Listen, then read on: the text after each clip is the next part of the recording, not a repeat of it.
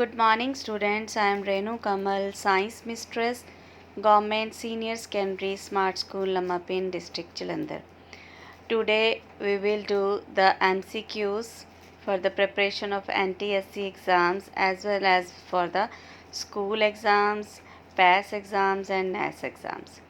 This is part 2. Which one of the following materials cannot be used to make a lens? ਹੇਠ ਲਿਖਿਆਂ ਵਿੱਚੋਂ ਕਿਹੜਾ ਪਦਾਰਥ lens ਬਣਾਉਣ ਲਈ ਨਹੀਂ ਵਰਤਿਆ ਜਾ ਸਕਦਾ?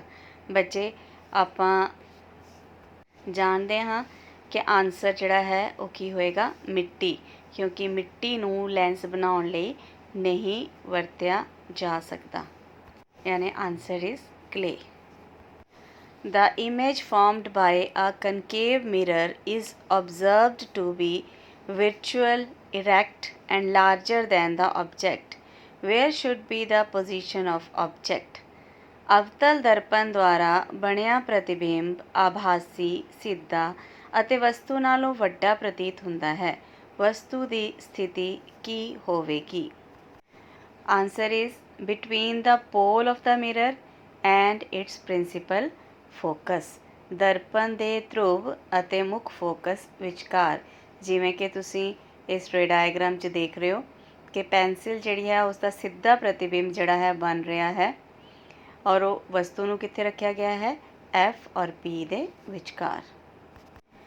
Where should an object be placed in front of a convex lens to get a real image of the size of the object?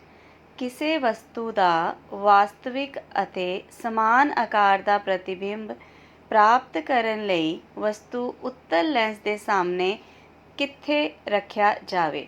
ਵਸਤੂ ਨੂੰ ਕਿੱਥੇ ਰੱਖੀਏ ਬੱਚੇ ਕਿ ਸਮਾਨ ਆਕਾਰ ਦਾ ਪ੍ਰਤੀਬਿੰਬ ਬਣੇ? Answer is at twice the focal length. Focus ਦੂਰੀ ਦੀ ਦੁੱਗਣੀ ਦੂਰੀ 'ਤੇ.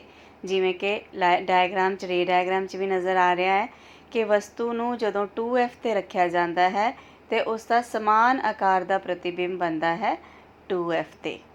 ਠੀਕ ਹੈ, so answer is at twice the focal length, ਕਿਉਂਕਿ ਇਹ 2F ਕੀ ਹੈ? ਫੋਕਲ ਲੈਂਥ ਦਾ double. A spherical mirror and a thin spherical lens have each a focal length of -15 centimeter. The mirror and the lens are likely to be. ਕਿਸੇ ਗੋਲਾਕਾਰ ਦਰਪਣ ਅਤੇ ਕਿਸੇ ਪਤਲੇ ਗੋਲਾਕਾਰ lens ਦੋਵਾਂ ਦੀਆਂ ਫੋਕਸ ਦੂਰੀਆਂ -15 ਸੈਂਟੀਮੀਟਰ ਹਨ. ਦਰਪਣ ਅਤੇ ਲੈਂਸ ਸੰਭਾਵਿਤ ਹਨ. ਆਨਸਰ ਇਸ ਬੱਚੇ ਬੋਥ ਕਨਕੇਵ, ਯਾਨੀ ਦੋਵੇਂ ਹੀ ਅਵਤਲ ਹੋਣਗੇ, ਯਾਨੀ ਲੈਂਸ ਵੀ ਅਵਤਲ ਹੋਏਗਾ ਅਤੇ ਦਰਪਣ ਵੀ ਅਵਤਲ ਹੀ ਹੋਏਗਾ, ਜਿਸ ਦੀ ਫੋਕਲ ਲੈਂਥ ਕਿੰਨੀ ਹੈ? -15 ਸੈਂਟੀਮੀਟਰ.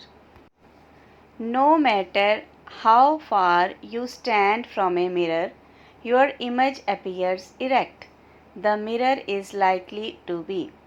ਕਿਸੇ ਦਰਪਣ ਤੋਂ ਤੁਸੀਂ ਕਿੰਨੀ ਵੀ ਦੂਰੀ ਉੱਤੇ ਖੜੇ ਹੋਵੋ, ਤੁਹਾਡਾ ਪ੍ਰਤੀਬਿੰਬ ਹਮੇਸ਼ਾ ਹੀ ਸਿੱਧਾ ਪ੍ਰਤੀਤ ਹੁੰਦਾ ਹੈ. ਸੰਭਵ ਤੌਰ 'ਤੇ ਦਰਪਣ ਹੈ. ਆਨਸਰ ਇਜ਼ ਈਦਰ ਪਲੇਨ ਔਰ ਕਨਵੈਕਸ, ਜਾਂ ਤਾਂ ਸਮਤਲ ਜਾਂ ਉੱਤਲ. ਜਿਵੇਂ ਕਿ ਤੁਸੀਂ ਡਾਇਗਰਾਮ 'ਚ ਵੀ ਦੇਖ ਰਹੇ ਹੋ, ਚਾਹੇ ਆਪਾਂ ਅਵਤਲ ਦਰਪਣ ਦੇ ਸਾਹਮਣੇ, ਉੱਤਲ ਦਰਪਣ ਦੇ ਸਾਹਮਣੇ ਜਿੱਥੇ ਮਰਜ਼ੀ ਖੜੇ ਹੋ ਜਾਈਏ, ਪ੍ਰਤੀਬਿੰਬ ਜਿਹੜਾ ਹੈ ਦੇਖੋ ਸਿੱਧਾ ਹੀ ਬਣ ਰਿਹਾ ਹੈ. ਔਰ ਇਸੇ ਤਰ੍ਹਾਂ ਪਲੇਨ ਮਿਰਰ ਯਾਨੀ ਸਮਤਲ ਦਰਪਣ ਦੇ ਸਾਹਮਣੇ ਤੁਸੀਂ ਜਿੱਥੇ ਵੀ ਖੜੇ ਹੋਵੋਗੇ, ਪ੍ਰਤੀਬਿੰਬ ਜਿਹੜਾ ਹੈ ਉਹ ਸਿੱਧਾ ਹੀ ਬਣਦਾ ਹੈ. Which of the following lenses would you prefer to use while reading small letters found in a dictionary? ਕਿਸੇ ਸ਼ਬਦਕੋਸ਼ ਵਿੱਚ ਛੋਟੇ ਅੱਖਰਾਂ ਨੂੰ ਪੜ੍ਹਨ ਸਮੇਂ ਤੁਸੀਂ ਹੇਠ ਦਿੱਤਿਆਂ ਵਿੱਚੋਂ ਕਿਹੜੇ ਲੈਂਸ ਨੂੰ ਪਹਿਲ ਦਿਓਗੇ? Answer is a convex lens of focal length 5 centimeter. 5 centimetre focus ਦੂਰੀ ਦਾ ਇੱਕ ਉੱਤਲ ਲੈਂਸ. ਜਿਵੇਂ ਕਿ ਸਾਨੂੰ ਪਤਾ ਹੀ ਹੈ ਕਿ ਹੈਂਡ ਲੈਂਸ ਜਿਹੜਾ ਹੈ ਇਹ ਅਸੀਂ ਯੂਜ਼ ਕਰਦੇ ਹਾਂ, ਜਿਹਦੇ ਵਿੱਚ ਛੋਟੀਆਂ ਚੀਜ਼ਾਂ ਨੂੰ ਵੱਡਾ ਕਰਕੇ ਵੇਖਿਆ ਜਾ ਸਕਦਾ ਹੈ. Isobars do not differ in the number of. ਸਮਭਾਰਿਕ ਦੇ ਵਿੱਚ ਕੀ ਵੱਖਰਾ ਨਹੀਂ ਹੁੰਦਾ? Answer is nucleons. Nucleon. Nucleons बच्चे की हुंदा है? Number of protons plus number of neutrons, यानी basically the whole mass of the entire nucleus जिहड़ा है वो न्यूक्लियॉन्स दे विच हुंदा है। ਇਹਦਾ मतलब कि आइसोबार्स ਤੁਹਾਨੂੰ पता है डेफिनेशन ਆਪਾਂ 9th क्लास 'ਚ ਕੀਤੀ ਹੋਈ है कि जिन्हां ਦਾ एटॉमिक नंबर डिफरेंट हुंदा है और मास नंबर जिहड़ा है सेम हुंदा है, तो इस करके न्यूक्लियॉन्स आंसर आएगा। Fe2O3 plus 2 aluminium gives rise to Al2O3 plus 2 iron. The above reaction is an example of। उपरोक्त रासायनिक क्रिया एक उदाहरण है। बच्चे दिस इज़ डिस्प्लेसमेंट रिएक्शन, विस्थापन क्रिया है। जिमें कि डायग्राम तो ही क्लीयर है कि ए बी जड़े है एक कंपाउंड है, यौगिक है, जड़ा सी नाल रिएक्शन कर रहा है, यानी रिएक्टेंट्स है साडे कोल ए बी प्लस सी, और जड़ा प्रोडक्ट बन रहा है उहदे विच ए जड़ा है सैपरेट हो गया, बी जड़ा है सी दे नाल जाके जुड़ गया, यानी इत्थे की होया है डिस्प्लेसमेंट हुई है, विस्थापन होया है, ए अलग हो गया है और बी जड़ा है उन्हें सी दे नाल अटैचमेंट कर ली है।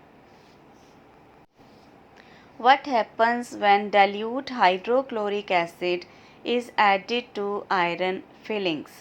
Tick the correct answer. ਕੀ ਹੁੰਦਾ ਹੈ ਜਦੋਂ ਪਤਲਾ ਹਾਈਡਰੋਕਲੋਰਿਕ ਐਸਿਡ ਲੋਹ ਚੂਰਨ ਉੱਤੇ ਪਾਇਆ ਜਾਂਦਾ ਹੈ? ਸਹੀ ਉੱਤਰ ਤੇ ਨਿਸ਼ਾਨ ਲਗਾਓ। ਯੈਸ, ਸਹੀ ਆਨਸਰ ਜਿਹੜਾ ਹੈ hydrogen gas and iron chlorides are produced. Hydrogen gas ਅਤੇ ਆਇਰਨ ਕਲੋਰਾਈਡ ਪੈਦਾ ਹੁੰਦੇ ਹੈ। ਜਿਵੇਂ ਕਿ ਤੁਸੀਂ ਡਾਇਗਰਾਮ 'ਚ ਵੀ ਦੇਖ ਰਹੇ ਹੋ ਕਿ ਆਇਰਨ ਪਾਊਡਰ ਲੈ ਲਓ ਚਾਹੇ ਆਇਰਨ ਫਿਲਿੰਗਸ ਲੈ ਲਓ, ਉਹਦੇ ਉੱਤੇ ਜਦੋਂ ਵੀ ਐਸਿਡ, ਕੋਈ ਵੀ ਐਸਿਡ ਜਦੋਂ ਕਿਸੇ ਵੀ ਧਾਤ ਨਾਲ ਕਿਰਿਆ ਕਰਦਾ ਹੈ, ਕਿਸੇ ਵੀ ਮੈਟਲ ਨਾਲ ਰਿਐਕਟ ਕਰਦਾ ਹੈ, ਤੇ ਸਾਨੂੰ ਪਤਾ ਹੈ ਕਿ ਹਾਈਡਰੋਜਨ ਗੈਸ ਨਿਕਲਦੀ ਹੈ। ਹੁਣ ਇੱਥੇ ਕਿਉਂਕਿ ਆਇਰਨ ਪਾਇਆ ਹੋਇਆ ਸੀ ਔਰ ਉੱਪਰ ਐਸਿਡ ਜਿਹੜਾ ਹਾਈਡਰੋਕਲੋਰਿਕ ਐਸਿਡ ਪਾਇਆ ਹੋਇਆ ਸੀਗਾ, ਤੇ ਕੀ ਹੋਇਆ ਡਿਸਪਲੇਸਮੈਂਟ ਹੋ ਗਈ, ਤੇ ਆਇਰਨ ਜਿਹੜਾ ਹੈ ਉਹ ਕਲੋਰੀਨ ਨਾਲ ਜੁੜ ਗਿਆ ਤੇ ਹਾਈਡਰੋਜਨ ਡਿਸਪਲੇਸ ਹੋ ਗਈ।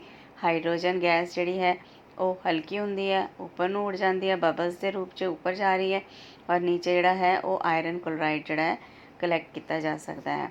ਸੋ this is hydrogen gas and iron chloride. Which of the following statement is not a correct statement about the trends when going from left to right across the periods of periodic table? ਆਵਰਤੀ ਸਾਰਣੀ ਵਿੱਚ ਖੱਬੇ ਤੋਂ ਸੱਜੇ ਪਾਸੇ ਵੱਲ ਜਾਣ ਨਾਲ ਤਰਤੀਬ ਬਾਰੇ ਕਿਹੜਾ ਕਥਨ ਸੱਚ ਨਹੀਂ ਹੈ?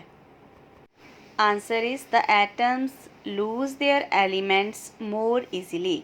ਪਰਮਾਣੂ ਸੌਖ ਨਾਲ ਇਲੈਕਟ੍ਰੋਨਾਂ ਨੂੰ ਗਵਾ ਦਿੰਦੇ ਹਨ। ਬੱਚੇ ਕਿਉਂਕਿ ਜਦੋਂ ਗਰੁੱਪ ਦੇ ਵਿੱਚ ਆਪਾਂ ਪੀਰੀਅਡਸ ਦੇ ਵਿੱਚ ਲੈਫਟ ਟੂ ਰਾਈਟ ਜਾਂਦੇ ਹਾਂ ਤਾਂ ਕੀ ਹੁੰਦਾ ਹੈ ਕਿ number of electrons added in the same shell, ਜਦੋਂ ਸੇਮ ਸ਼ੈਲ 'ਚ ਐਡ ਹੋਣਗੇ ਤਾਂ ਅਟਰੈਕਸ਼ਨ ਟੂਵਰਡ ਨਿਊਕਲੀਅਸ ਵੱਧ ਜਾਂਦੀ ਹੈ, ਇਸ ਕਰਕੇ ਉਹ ਈਜ਼ੀਲੀ ਲੂਜ਼ ਨਹੀਂ ਕਰ ਸਕਦੇ। ਜਦ ਕਿ ਇਹਨਾਂ ਨੇ ਕਿਹਾ ਕਿ ਰੋਂਗ ਵਾਲੀ ਸਟੇਟਮੈਂਟ ਹੀ ਪੁੱਛੀ ਸੀ, ਤੇ ਰੋਂਗ ਇਹੀ ਹੈ ਕਿ ਇਹਨਾਂ ਨੇ ਕਿਹਾ ਹੈ lose their electrons more easily, but it is not true. ਮੈਨੂੰ ਆਸ ਹੈ ਕਿ ਤੁਹਾਨੂੰ ਜਿਹੜੇ ਅੱਜ ਮੈਂ ਕੁਐਸਚਨ ਸਮਝਾਏ ਹੈ ਚੰਗੀ ਤਰ੍ਹਾਂ ਸਮਝ ਆ ਗਏ ਹੋਣਗੇ। So revise it again and again and get success in your life. Thank you.